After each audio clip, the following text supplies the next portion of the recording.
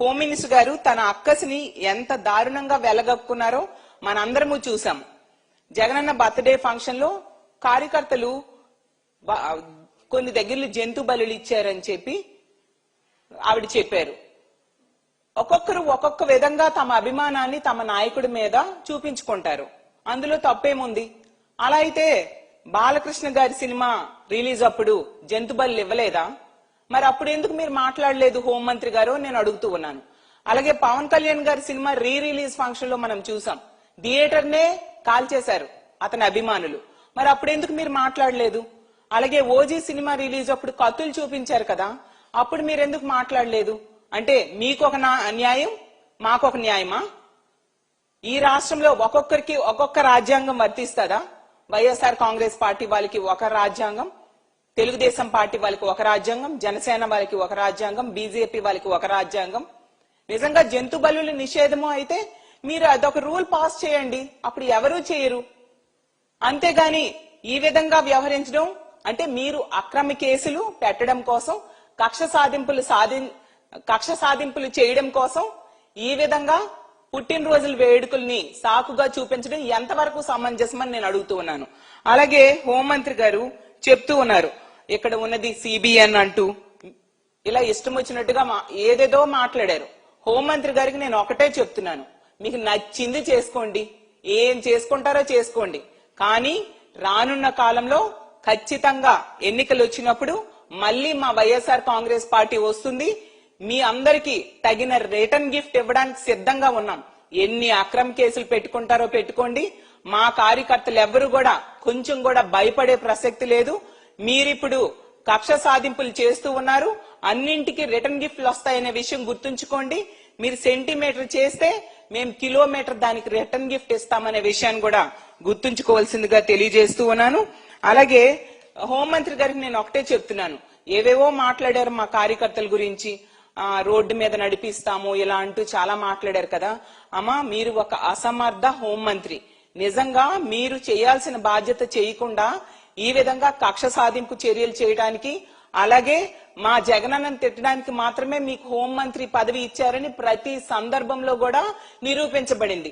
నిజంగా మీరు చేతనైతే, మీకు దమ్ముంటే, మీకు ఇప్పుడు ఈ రోజు మీరు హోంమంత్రిగా ఉన్న ఈ రాష్ట్రంలో కూటమి ప్రభుత్వం అధికారంలోకి వచ్చాక మీ హోంశాఖ 36వ స్థానానికి హోంశాఖ పనితీరు దిగజారిపోయింది. నిజంగా సిగ్గుపడాలి. ఆ ర్యాంక్ ని 20వ స్థానానికో 15వ స్థానానికో తెచ్చుకోవడానికి ప్రయత్నించండి.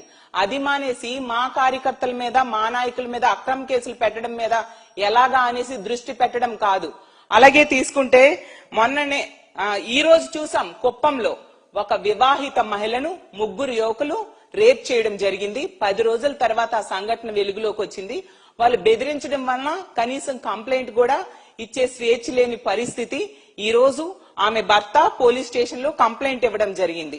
మరి ఆ దుర్మార్గుల్ని శిక్షించడం మీద మీరు దృష్టి పెట్టండి. అది మానేసి మా కార్యకర్తల్ని ఏ విధంగా అక్రమ కేసుల్లో అరెస్ట్ చేయాలి అని కాదు. అలాగే తీసుకుంటే ఈ రోజు నెల్లూరులో టీడీపీ కార్యకర్తలు రౌడీల్లా కొట్టుకున్నారు. వాటి మీద మీరు దృష్టి పెట్టాల్సిందిగా కోరుతున్నాను. మీకు నిజంగా దమ్ముంటే వాళ్ళని అరెస్ట్ చేయండి. అలాగే తీసుకుంటే మీ గవర్నమెంట్ వచ్చాక మా కార్యకర్తల్ని ఎంత అమానవీయంగా, ఎంత దారుణంగా చంపేశారో ఈ రాష్ట్ర ప్రజలందరూ కూడా చూడడం జరిగింది. అలాగే అలా ఘోరంగా నరికేసిన వాళ్ళని అరెస్ట్ చేయడానికి, శిక్షించడం మీద మీ పవర్ ను ఉపయోగించండి. నిజంగా మీరు ఎంత అసమర్థ హోంమంత్రి అంటే, మీ తోటి మంత్రి అయిన సంధ్యారాణి గారి పిఏ, అతని మీద ఒక మహిళ, ఒక ప్రభుత్వ బీసీ మహిళ, ఆమె ఒక ప్రభుత్వ ఉద్యోగిని, ఆమెకి ఎంత దారుణంగా అత్యాచారం చేయడమే కాకుండా మంత్రుల దగ్గరికి, మంత్రుల పిల్లల దగ్గరికి, తెలుగుదేశం పార్టీ నాయకుల దగ్గరికి వెళ్లమని లోబర్చుకోవడానికి ట్రై చేశాడని ఎస్పీకే స్వయంగా వచ్చి కంప్లైంట్ ఇస్తే కనీసం ఆ నిందితుడైన సతీష్ ని ఈ రోజు కూడా అరెస్ట్ చేయలేని అసమర్థ హోంమంత్రి మీరు.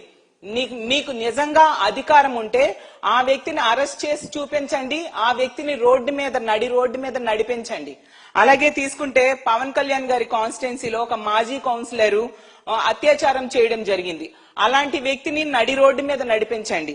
అది మానేసి ఎంతసేపు కూడా మా కార్యకర్తల మీద అక్రమ కేసులు పెట్టడానికి మాత్రమే మీరు దృష్టి పెడుతూ ఉండే పరిస్థితి. అసలు ఈ రప్ప రప్ప డైలాగ్ ఎక్కడి నుంచి వచ్చింది, ఏ సినిమా నుంచి వచ్చింది ఒకసారి గుర్తు తెచ్చుకోండి. అలాగే అసలు బాలకృష్ణ గారి సినిమాలో, పవన్ కళ్యాణ్ గారి సినిమాలో వాళ్ళు పెట్టిన డైలాగ్స్ ఏంటి, అవి సమాజం మీద ఎటువంటి ప్రభావం చూపిస్తాయి అనే విషయాన్ని మీరు మర్చిపోతున్నారా? వాటిని కంట్రోల్ చేయడానికి ముందు ప్రయత్నించండి. అసలు 2029 ఎన్నికల తర్వాత మీ అడ్రస్ ఎక్కడుంటుందో ప్రజలు నిర్ణయిస్తారు. ఏ విధంగా మీకు బుద్ధి చెప్పాలో అనే విషయాన్ని కూడా ప్రజలు నిర్ణయిస్తారు. ఖచ్చితంగా మీరు చేస్తున్న తప్పుడు కార్యక్రమాలన్నింటికి కూడా రిటర్న్ గిఫ్ట్ తీసుకోవడానికి సిద్ధంగా ఉండాలని తెలియజేస్తూ ఉన్నాను. అలాగే తీసుకుంటే సైకోలు అంటూ ఇష్టం వచ్చినట్టుగా మాట్లాడారు కదా. అసలు సైకోలు ఎవరమ్మా? మీ ఐటీడీపీ కార్యకర్తలు. ఎందుకంటే ఆ రోజు తీసుకుంటే గీతాంజలి అనే మహిళ తనకి ఇళ్ల పట్టా జగనన్న ఇచ్చారని చెప్పి సంతోషంగా తన ఆనందాన్ని వ్యక్తం చేస్తే ఆమె మీద దారుణంగా ట్రోల్ చేసి ఆమె ఆత్మహత్య చేసుకున్నంత వరకు కూడా వదలలేదు. అలాంటి సైకోలు మీ తెలుగుదేశం పార్టీ కార్యకర్తలు, ఐటీడీపీ కార్యకర్తలు. అలాగే తీసుకుంటే 9 సంవత్సరాల అమ్మాయిని జగనన్న మీద అభిమానం ఈ మధ్యనే చూపిస్తే ఆమె ఎంత దారుణంగా ట్రోల్ చేయడమే కాకుండా తల్లిని కూడా మార్చేశారు. అలాంటి సైకోలు ఉన్న పార్టీ మీ తెలుగుదేశం పార్టీ. ఇలాంటి వాళ్ళని మీరు రక్షిస్తూ మళ్ళీ తిరిగి మా పార్టీ వాళ్ళని అండం ఎంతవరకు సమంజసం అని తెలియజేస్తూ ఉన్నాను. అలాగే కదిరి సంఘటనలో కూడా ఆ రోజు ఆ గర్భిణీ మీద తన్నిన పరిస్థితి మా వైఎస్ఆర్ కాంగ్రెస్ పార్టీ కార్యకర్త కాదు అని అతని కుటుంబ సభ్యులు చెప్పడం జరిగింది. స్వయంగా అతని అక్క కూడా చెప్పడం జరిగింది. అసలు రాయలసీమ ఏరియా అంతటికి ఒకే ఒక జనసేన ఎంపీటీసీ ఉన్నారు, అతను కూడా చెప్పాడు ఆ వ్యక్తి, ఆ గర్భిణిని తనిన వ్యక్తి ఆ జనసేన కార్యకర్త అని చెప్పేసి. మొదట అతనేదో వైఎస్ఆర్ కాంగ్రెస్ పార్టీ కార్యకర్త అని చెప్పి అతన్ని టార్చర్ పెట్టిన మీరు జనసేన కార్యకర్త అని తెలియడంతో దాన్ని కవర్ చేసుకోవడానికి ఈ విధంగా పాటలు పడే పరిస్థితి రాష్ట్ర ప్రజలందరూ కూడా గమనిస్తూ ఉన్నారు. మాట్లాడితే ఇంకో మాట హోంమంత్రి గారు అంటూ ఉన్నారు, తల్లిని చెల్లిని అంటూ. ఇదొక మాట ఈవిడికి అలవాటైపోయింది. ఇలా జగనన్నని వ్యక్తిగతంగా తిట్టడం కోసమే ఈమెకు హోంమంత్రి ఇచ్చారు తప్ప పని చేయడానికి కాదు అనేది చాలా సందర్భాల్లో స్పష్టమైంది. అమ్మా అనిత గారు, మీకు ఒకటే చెప్తున్నాను, మీ ముఖ్యమంత్రి అయిన చంద్రబాబు నాయుడు గారు తన తల్లికి ఎంత ఆస్తి ఇచ్చారు, తన చెల్లెలికి ఎంత ఆస్తి ఇచ్చారో చెప్పాల్సిందిగా కోరుతున్నాను. అలాగే తన హెరిటేజ్ లో తన చెల్లెలికి ఎంత వాటా ఇచ్చారో కూడా చెప్పాల్సిందిగా నేను తెలియజేస్తూ ఉన్నాను. అలాగే తీసుకుంటే జగనన్న తన తల్లికి చెల్లికి ఎంత బాగా చూశారు, మీ చంద్రబాబు నాయుడు గారు తన తల్లికి చెల్లెలికి ఎంత బాగా చూశారో బహిరంగ చర్చకు కూడా మేము సిద్ధంగా ఉన్నామని కూడా తెలియజేస్తూ ఉన్నాను. ఇంకో విషయం అనిత గారు, చంద్రబాబు నాయుడు గారు హైదరాబాద్ లో కొన్ని కోట్లు పెట్టి పెద్ద రాజభవంతిని కట్టారు కదా, కనీసం దాని గృహప్రవేశంకైనా తన తల్లిని చెల్లిని పిలిచి వాళ్ళకి భారీగా కానుకలు ఏమైనా ఇచ్చారా, అదేమైనా ఉందా, అది కూడా మీరు తెలియజేయాల్సిందిగా మిమ్మల్ని అడుగుతూ ఉన్నాను. ఎందుకు ఇలా పచ్చి అబద్ధాలు మాట్లాడుతూ లేని విషయాలను చెప్తూ ప్రజల్ని మభ్య పెట్టడానికి నిత్యం ప్రయత్నిస్తూ ఉంటారు? మీకు ఇచ్చిన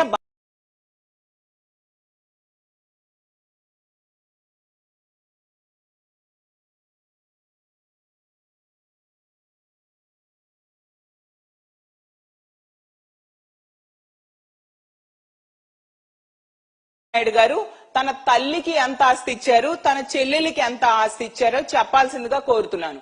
అలాగే తన హెరిటేజ్ లో తన చెల్లెలికి ఎంత వాటా ఇచ్చారో కూడా చెప్పాల్సిందిగా నేను తెలియజేస్తూ ఉన్నాను. అలాగే తీసుకుంటే జగనన్న తన తల్లికి చెల్లికి ఎంత బాగా చూశారు, మీ చంద్రబాబు నాయుడు గారు తన తల్లికి చెల్లెలికి ఎంత బాగా చూశారో బహిరంగ చర్చకు కూడా మేము సిద్ధంగా ఉన్నామని కూడా తెలియజేస్తూ ఉన్నాను. ఇంకో విషయం అనిత గారు, చంద్రబాబు నాయుడు గారు హైదరాబాద్ లో కొన్ని కోట్లు పెట్టి పెద్ద రాజభవంతిని కట్టారు కదా, కనీసం దాని గృహప్రవేశంకైనా తన తల్లిని చెల్లిని పిలిచి వాళ్ళకి భారీగా కానుకలు ఏమైనా ఇచ్చారా, అదేమైనా ఉందా, అది కూడా మీరు తెలియజేయాల్సిందిగా మిమ్మల్ని అడుగుతూ ఉన్నాను. ఎందుకు ఇలా పచ్చి అబద్ధాలు మాట్లాడుతూ లేని విషయాలను చెప్తూ ప్రజల్ని మభ్య పెట్టడానికి నిత్యం ప్రయత్నిస్తూ ఉంటారు? మీకు ఇచ్చిన బాధ్యత ఏంటి? అసలు మీ కూటమి ప్రభుత్వానికి 164 సీట్లు ప్రజలు ఇచ్చారు. ఈ రోజు శాంతి భద్రతలు గాలి కొదిలేయడం, అలాగే ఇచ్చిన హామీలు ఏ ఒక్కటి నెరవేర్చకపోవడం వలన ప్రజలందరూ కూడా మళ్ళీ వైఎస్ఆర్ కాంగ్రెస్ పార్టీ రావాలి అధికారంలోకి, జగనన్న ముఖ్యమంత్రి కావాలని బలంగా ఈ రోజు కోరుకుంటూ జగనన్న పుట్టినరోజుని ఒక పండగలా జరుపుకున్నారు ఈ రాష్ట్ర వ్యాప్తంగా.